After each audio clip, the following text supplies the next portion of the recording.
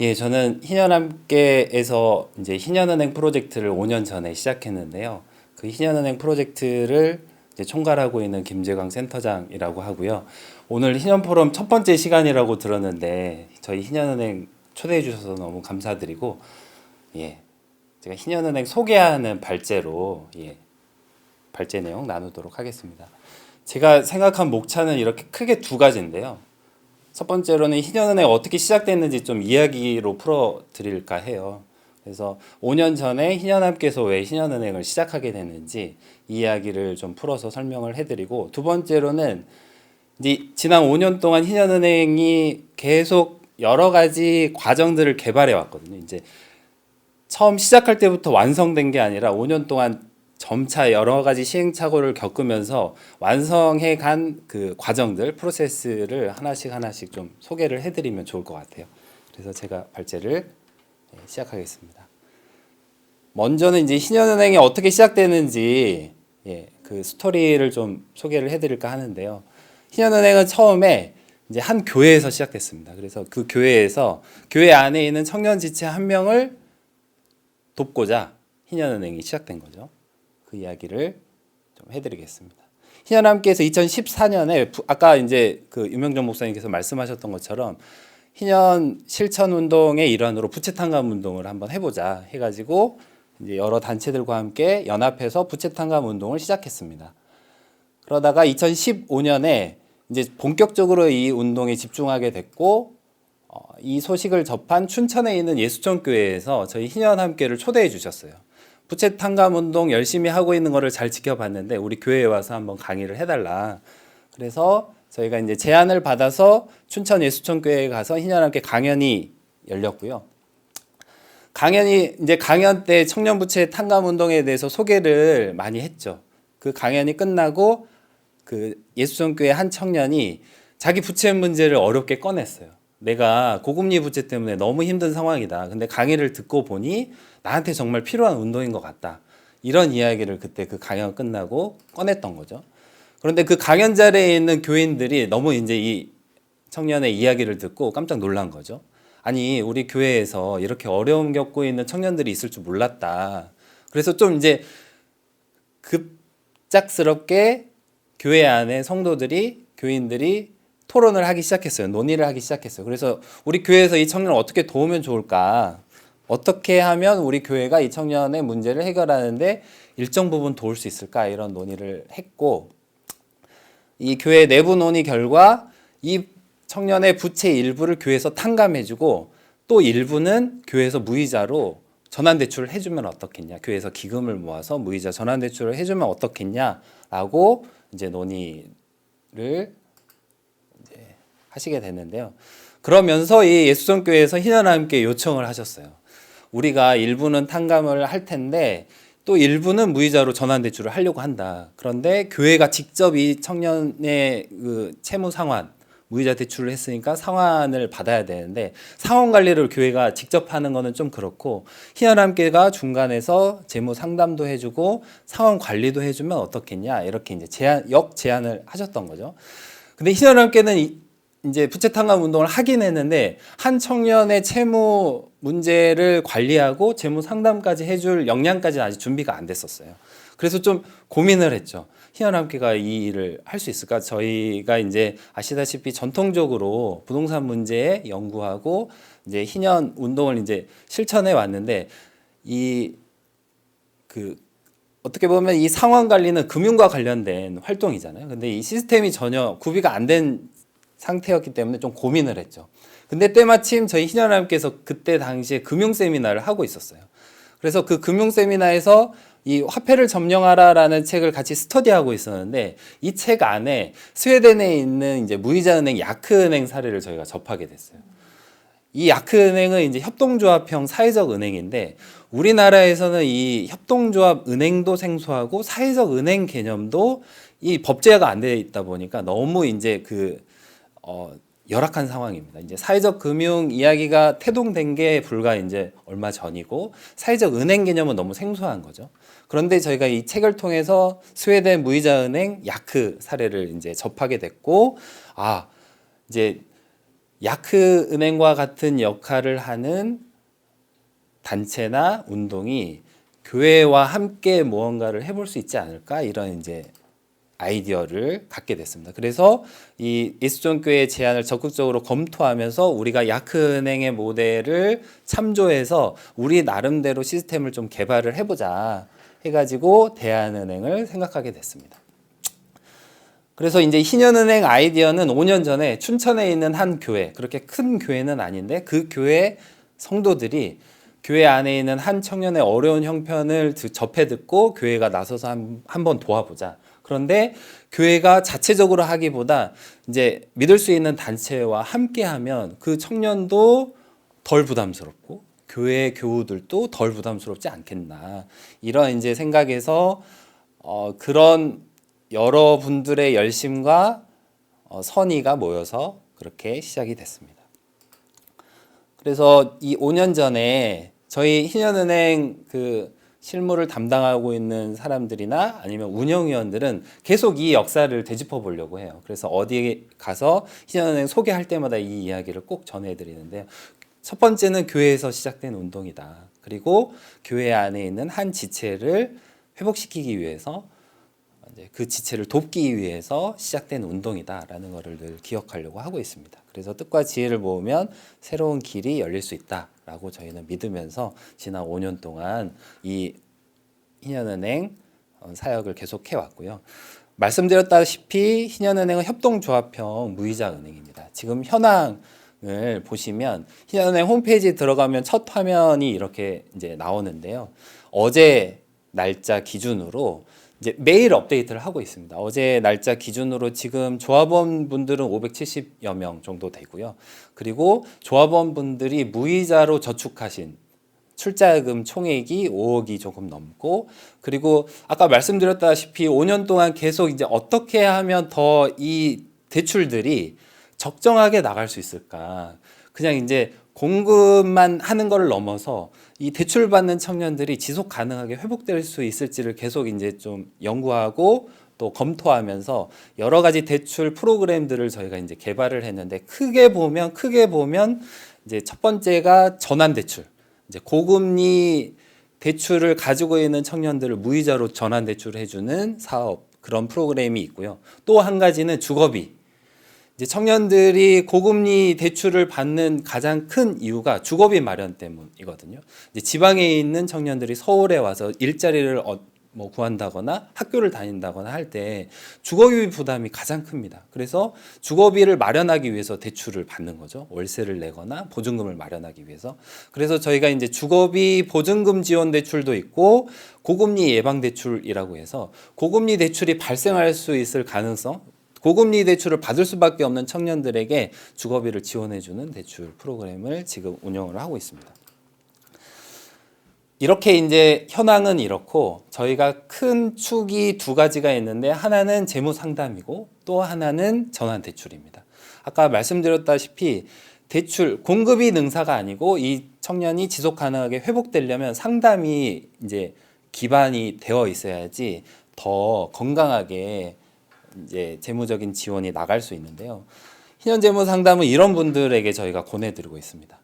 대출과 관련해서 부채가 두세 개 이상 있고 부채 내역 전체가 한눈에 잘 안 들어오고, 그리고 빚을 갚기 위해서 또 다른 빚을 내는 경우, 그리고 지출 패턴에 있어서는 벌어들이는 소득보다 지출이 더 많이 나가고 있는, 그리고 최소 3개월 동안 이 패턴, 현금 흐름이라고 하는데 소득 지출 패턴을 알고 싶은 분들, 그리고 가계부 쓰기 동행 프로그램도 저희가 이제 운영을 하고 있어요. 그래서 자기가 예산도 짜보고, 권장 예산으로 예산도 짜보고, 그 예산대로 최소 3개월 정도 결산 계속 내면서 지내보실 수 있도록 저희가 동행하는 프로그램을 이제 하고 있는데, 이 상담 프로그램은 이제 크게 보면 두 가지 단계인데요. 첫 번째는 기초재무 상담을 제가 합니다, 주로.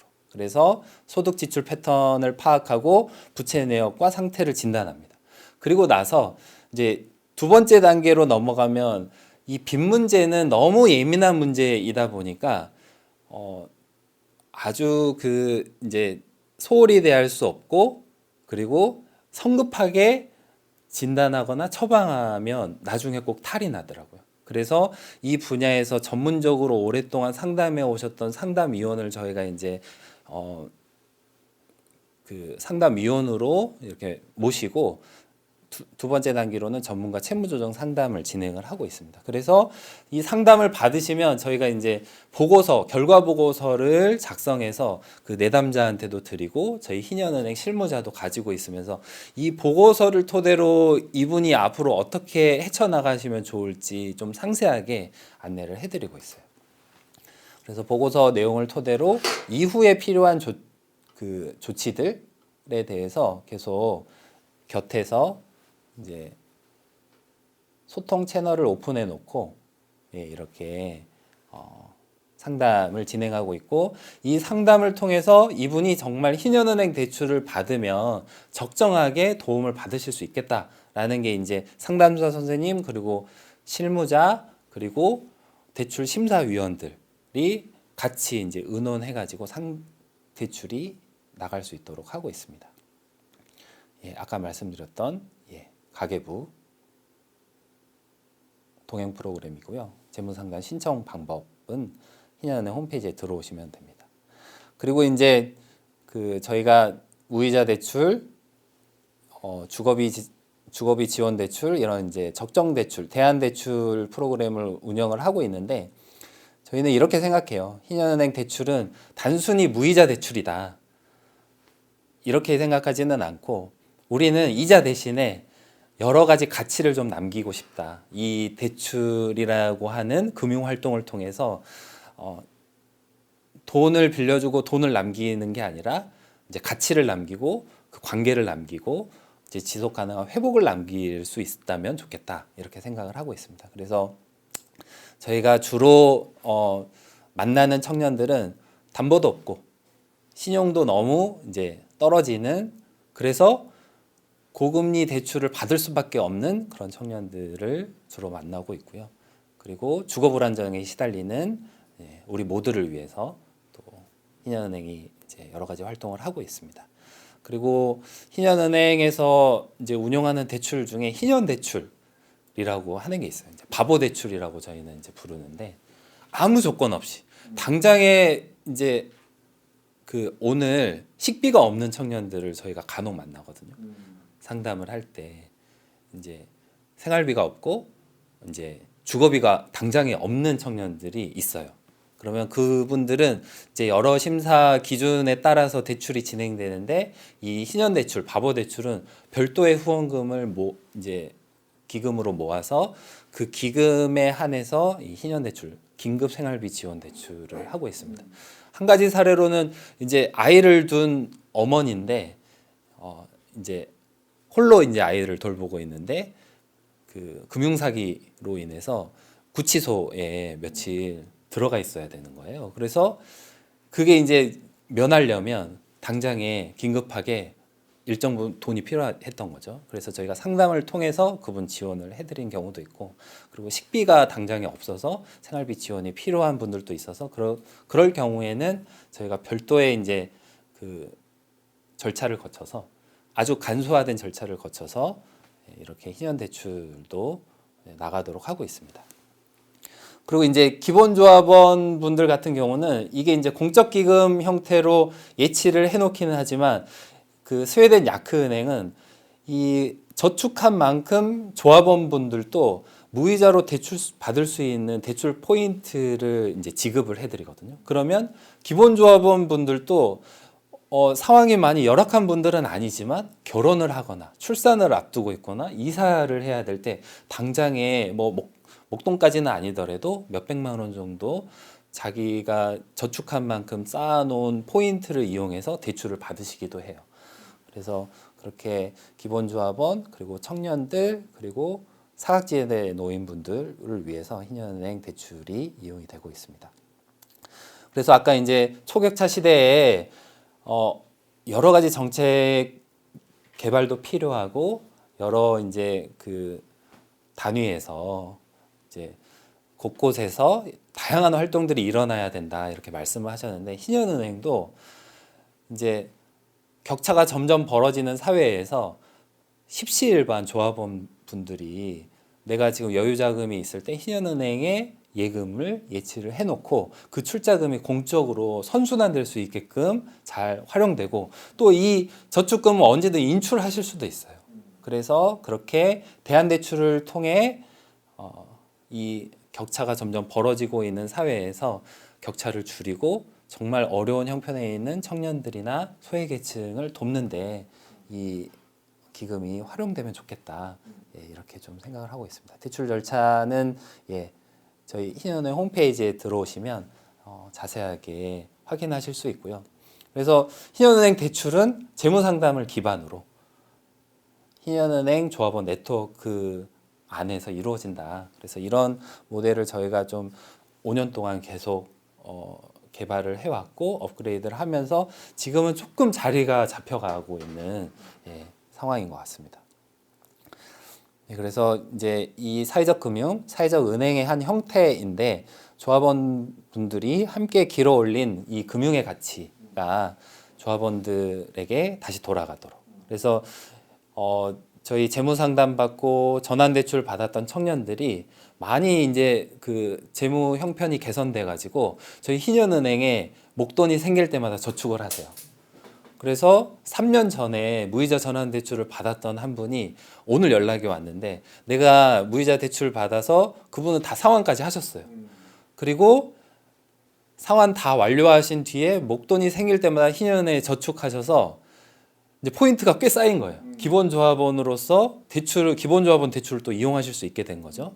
그래서 신청서를 보내주셨더라고요. 그래서 제가 오늘 이제 여기 오기 전에 통화를 했는데 어떤 목적으로 그 기본 조합원 대출 사용하실 계획이냐, 곧 결혼을 하신대요. 그래서 결혼 자금으로 조합원 대출금을 이용하려고 한다. 이게 이제 이 하나하나의 사례가 쌓이는 게 신한은행에 되게 큰 자산이 아닌가 이렇게 좀 생각을 하고 있습니다. 그리고 저희가 이제 마지막으로는 그 교회에서 시작된 운동이니까 교회로 자꾸만 돌아가고 교회와의 협력 가능성을 계속 타진해 보려고 하고 있거든요. 그래서 개별 교회들과 함께 저희가 기대하기로는 교회마다 신한은행과 같은 신한기금 사역이 활발하게 전개가 되면 좋겠다. 이를 위해서 신한은행이 가지고 있는 여러 가지 이제 자료들이나 그런 노하우들을 같이 공유하면 좋을 것 같고 시작 단계에서는 신한은행이 적극적으로 같이 협력해서 하나씩 만들어갈 수 있지 않을까 이렇게 좀 기대를 하고 있습니다. 그래서 교육, 상담 그리고 금융 지원까지 교회 안에 잘 안착이 될 수 있도록 신한은행이 도우면 어떨까 이런 좀 기대를 하고 있습니다. 그래서 청년이 부채 문제 때문에 고통받고 있을 때 교회와 신한은행이 함께 나서서 회복으로까지 이어질 수 있도록 돕는 것. 이제 부채 문제는 청년들이 특히나 이제 나이가 어린 청년들이 골방으로 가게끔 하는데 가장 큰 이유가 되거든요. 돈 문제, 빚 문제는 누구하고도 잘 공유를 못 해요. 그래서 청년부 임원이고 또 청년부에서 가장 활발하게 열심히 활동하는 청년임에도 불구하고 그 이제 속으로 끙끙 앓는 거죠. 그러면 이제 교회 안에서 그 상담을 하기까지는 참 어려운 과정이 있어요. 그래서 신한은행이 전문 상담사 선생님과 함께 이제 그 중간에서 다리 역할을 하면 이제 익명을 보장하면서 그 청년 재무 상담도 할 수 있고 청년이 이제 그 골방에서 나올 수 있도록 좀 저희가 도울 수 있는 역할 할 수 있지 않을까 이렇게 좀 기대를 하고 있습니다. 오늘 저희 신한은행 소개 발제는 이것으로 마치고 또 이후에 이야기 나누면 좋을 것 같습니다. 감사합니다.